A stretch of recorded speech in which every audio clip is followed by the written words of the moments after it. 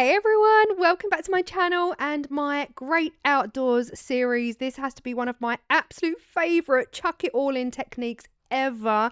This is the coffee serving tray from Moulds and Shapes. Again, you've got that division, so you've got the space for your cup, then you've got a little tray for your cupcakes or whatever it is you're munching on while you're drinking your coffee or your cup of tea. Absolutely gorgeous mould. Get it on your list for when Moulds and Shapes reopen in the summer, taking more orders. Now, let's talk about these because I could not believe my eyes when I went onto Amazon. I will link them below. Amazon here in the UK. I found these. Are you kidding me? These are the most perfect stickers. These are UV DTF stickers depicting all things outdoors. Camping lifestyle, hiking, mountains, all of the yumminess that comes with the outdoor lifestyle. Now, again, this is a little series all about escaping to the great outdoors. How perfect are these? Seriously, some of these images are quite cartoony, so they're not really my cup of tea, but some of them look like genuine watercolor paintings, and those are the ones that just get my creative juices flowing. Like these two here, stunning. These just scream watercolor paintings. Now, like I said at the beginning of the video, I'm going to be doing the Mica chuck it in technique with the alcohol spray, and this has to be one of my absolute up there favorite results ever with this technique. I'm using a couple of resins in today's video. First up, I'm using the Let's Resin resin for the main body of the tray, and then I'm going to be using the Apex for the top coat. And there's absolutely no reason why I decided to use two resins. It's just I had a little bit left from the Apex in a little bottle. So I thought, you know what, let's use up those few little drops that I've got left in one of the kits. So the Let's Resin is, again, gloriously clear, crystal clear resin, measurable volume 1:1. And all I'm doing here is scraping the edges and the bottom of the cup before putting it over into my Let's Resin mixing machine. Now, while this resin is sitting in the Let's Resin mixing machine, I can just crack on with the tray and get all of my mica powders laid down. And here it is. I've set it off on the machine, and now we can just forget all about it and crack on here. Now, these are the colors I'm using. What I love to do when I use UV DTFs is to draw out the colors from the sticker into the background so that the background is just as interesting as the front. If anything, it complements the front. And what I really love to do with these things is tie it in so that you can almost barely see that you have a UV DTF, right? The plan here is to combine all of these colors to blend it. I think I've just repeated myself, but the colours we're using are the white and the seaweed green. They are from Petra Youngblood at Just Paint on Etsy. And I've got some brown mica, some green mica as well to complement the dark green, and a beige. So we're using a combination of beiges, browns and greens for this tray because I figured, hey, they're all the colours that are in this sticker. I'm also going to be using cream, the white and the cream at the top. So you can see there, the top of the sticker is pretty clear. It's almost like a foggy layer in the mountains. And then the center of the sticker is the green. So I'm just following that kind of linear route, if you like. Now, again, resin does what resin wants, guys. We all know that. And these results might come out blended and muddy and yucky. But I was, as always, hoping for the best. So now we've done some of the khaki green. That mica powder is from Resin Pro. It's up there as my absolute favorite mica brand. I don't work with Resin Pro, but they are my favorites. Next up, we've got this absolutely stunning seaweed green. This is from Petra Youngblood, and I'm telling you, it is a glorious color. Truly rich and deep, and of course this sticker is giving forest vibes, and this color is obviously giving forest vibes. So the green is going all the way through, like central, the top of the sticker, if you like, not the sky. And then we're going to add in some of the white to the sky. Now, usually when I use a mica technique like this, I chuck it all in, I spray the alcohol, then I back it in a dark color. But in today's video, we're actually backing it in two completely different colors because I want that sky to remain as light as possible. The top of the sticker is light and it's giving moody, cloudy, misty, forest, top of a mountain cloud vibe, and I definitely don't want that top of the tray to be dark, so that's where we're starting off. Next up, we're adding in some of the beige. Now the bottom of the sticker has got a campfire, it's got brown logs, it's got earth, it's got soil, it's got a little bit of just mucky, murky, muddy colours. So that's what I'm doing at the bottom of the tray. Now that involves dark chocolate brown mica, and that beige mica is from Arteza. The chocolate brown mica is from the Colour Cottage. Sadly, the Colour Cottage is no longer in business, so any colours, basically, you can use anything you have. I'm putting a lot of mica into this tray. Now, every chuck it in technique I do, honestly, just comes out a little bit different to the next. And I'm like, what did I do that first time that I got those results? And then you have to kind of like remember what it is you did.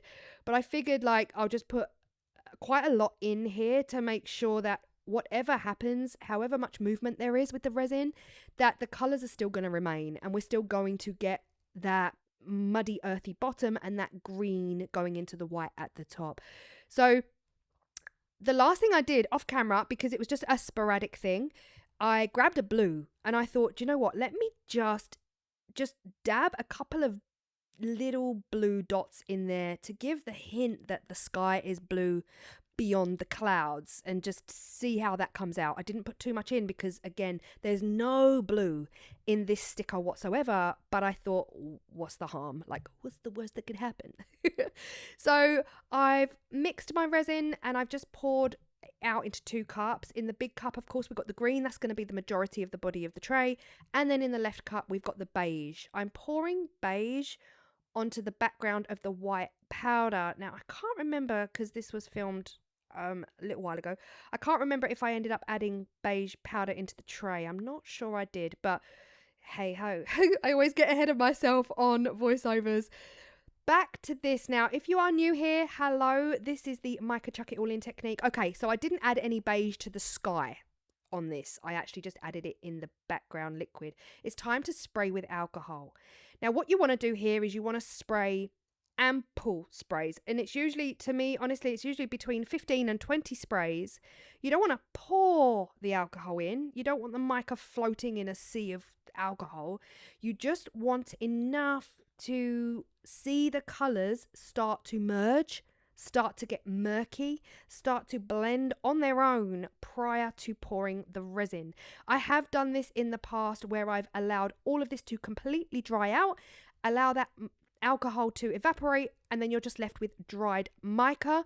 It works both ways. And then somebody ages and ages and ages ago did it where they poured the mica straight on whilst the alcohol was still saturatingly wet, and I thought, oh, I prefer that result. So I have since then started pouring the resin whilst the alcohol is still wet, but you could do it either way around. The beige is going in the top, the green is going in the bottom, and that is pretty much it. I fill up the whole tray. I do end up adding a little bit of resin in, again mixing it in with the green to fill up the tray completely. And then I went in and around all of the 90-degree edges with a microfiber brush tool to make sure there's no air pockets getting trapped, and you can see the swirly pattern in the background. That was me going around the cup area, and that is it. 24 hours later, we are ready to demold. I'm getting ahead of myself because I'm already putting cork feet on this. I have no idea if I'm even going to like it, if it's going to turn out right. Like I said, resin does what resin wants, but hey, ever the optimist, we are putting cork feet on the background before we demold, just because we can at this point. Now here we are ready for the results. Now guys, listen, first up, I wasn't expecting the results, but secondly, I immediately thought, oh my goodness me. Let me know if you guys see what I see as soon as I pull this tray back. It's not as blended as I wanted it, but look at this. If this does not scream a forest or autumnal mushrooms, like straight away I thought that looks like a bunch of trees in a forest. Are you kidding me? I could not have reproduced that if I tried. Now, the one on the right is the one we're using. This is my absolute favorite image out of the entire set of UVDTFs. It's just got this ethereal, spiritual, misty mountain vibe with that campfire, of course. And I've tried to colour match with the browns and the murkiness at the bottom, and colour match with the murky greens, and then go into a clearer sky. If I'm honest, I barely got much white in my sky, and that is because I poured beige. If I poured white, I would have got a much whiter sky. But honestly, I am so happy with this colour matching. Are you kidding me? Like, bottom right, the murky brown stones, the wood all goes into the murky beige that I've put in the tray. The trees on the left and the right almost match up with the greens that I put through the center of the tray. And of course, escape is straight in the clear area. So I can really see that wording. You know, it's really bold. I love it. Even the green that comes out from behind the misty mountains, it looks like mountains even further away in the distance. I just love this result, truly. Now, bottom left, you can see, bottom right, bottom left, you can see my favorite color matching ever. It's just the perfect color to come out of the fireplace, and adding in a little bit of the green as well around here. Like, are you kidding me? Like, honestly, it's just my favorite part. I don't know what it is. If I color match a sticker, I'm just buzzing. Honestly, I'm chuffed to bits. Now, there is a hint of red in there. There's a fire bucket. Could have added a little bit of red in there as well to match that, but I didn't think. I love the pop of blue. I love the fact that I put a pop of blue up there. It looks like the sun is trying to get through the clouds. And the area where you put your cup, I mean, honestly, I'm not angry about it. I think it just works. It looks like some trees. It looks like some mushrooms. It's definitely the most outdoorsy, murky, muddy, moody, vibey background that I think I've ever created, and it just works for this great escape season, this great outdoors season, camping around the campfire. I love everything about it. Now, I'll be honest, at this point I was very tempted to do the cup area using Jesmonite. I'm always a little bit dubious with the heat protection of a resin, but I thought, you know, I'll just go with it. I just generally don't use resin coasters for my hot drinks. That's just me being honest. I generally just don't. However, these resins are heat proof up to a certain degree, right? So it should be absolutely fine. Now, believe it or not, I know it's very rare. Don't all fall off your chairs. I did have some resin left over. Most unlike me. I did pour it straight away into the molds and shapes round coaster mold just because it was sitting there. This is all the resin I had left. I thought, do you know what? Just get it out. Just chuck it in. See what you do. Throw a little bit of mica in there. I didn't film it because it was just done on spur of the moment, had some left, and I decided to put this sticker on it. Life is better around the campfire. It works a dream. There's not much background to be seen on this one, but still it works, and it is truly beautiful. I did get a little air bubble right there in the middle of the sticker, but I did end up popping it with a needle and pushing all the air out, so it is all good in the hood.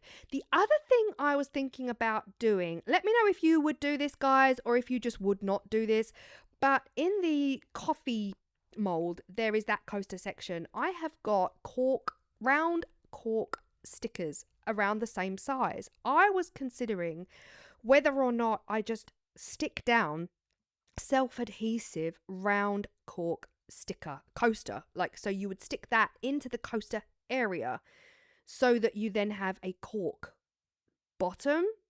Do you know what I mean? Would you do that? Is that something you would do?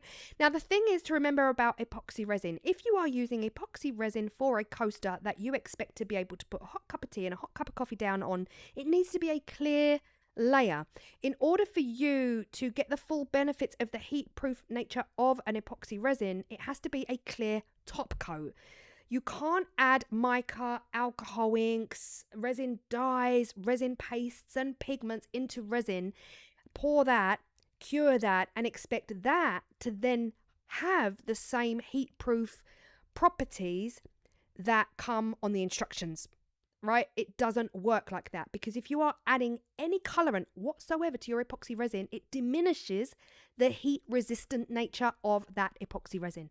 Therefore, a clear layer of epoxy resin on top of your coasters is essential for it to be guaranteed that that surface is going to be heat proof to the temperature that the epoxy resin says it's going to be. So I don't know if you knew that. You probably did know that. You guys have been with me for many, many years. I've said it before, and you guys have been using resin yourselves. So I'm pretty confident you all knew that information. But if anyone here is new to resin, and you're thinking of getting into coasters, specifically for hot drinks, then a top clear coat that has been not interfered with at all using any colorant is essential for that heat proof property to still stand.